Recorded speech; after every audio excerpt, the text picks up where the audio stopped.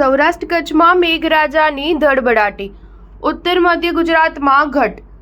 ગુજરાતમાં સરેરાશ 13.30 ઇંચ સાથે સિઝનનો 38.28% વરસાદ વરસી ચૂક્યો છે. રાજ્યમાં છેલ્લા 3 વર્ષમાં 21મી જુલાઈ સુધીનો આ સૌથી ઓછો વરસાદ છે.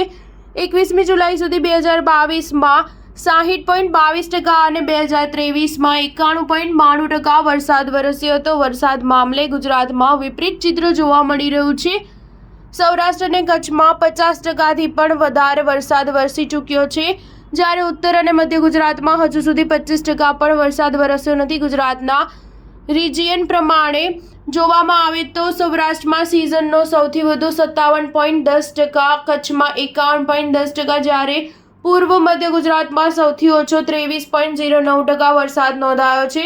જિલ્લા પ્રમાણે વલસાડમાં સૌથી વધુ 38.82 ઇંચ અને પાટણમાં સૌથી ઓછો 5 ઇંચ વરસાદ વરસ્યો છે. વલસાડ ઉપરાંત જૂનાગઢ, નવસારી, દેવભૂમિ, દ્વારકા, પોરબંદરમાં 30 ઇંચથી વધુ વરસાદ નોંધાયો છે. તાલુકા પ્રમાણે જૂનાગઢના વંથલીમાં 47.87 ઇંચ સાથે સૌથી વધુ મેઘમહેર થઈ છે, જ્યારે બનાસકાંઠાના કાંકરેજમાં સૌથી ઓછો 2.45 ઇંચ વરસાદ નોંધાયો છે. પાટણના ચાણસ્મા, બનાસકાંઠાના વાવ, દાહોદના દેવગઢ બારિયા, બનાસકાંઠાના થરાદ અને કચ્છના રાપરમાં 5 ઇંચથી ઓછો વરસાદ નોંધાયો છે. 9 તાલુકા એવા છે જ્યાં 40 ઇંચથી વધુ વરસાદ પડ્યો છે.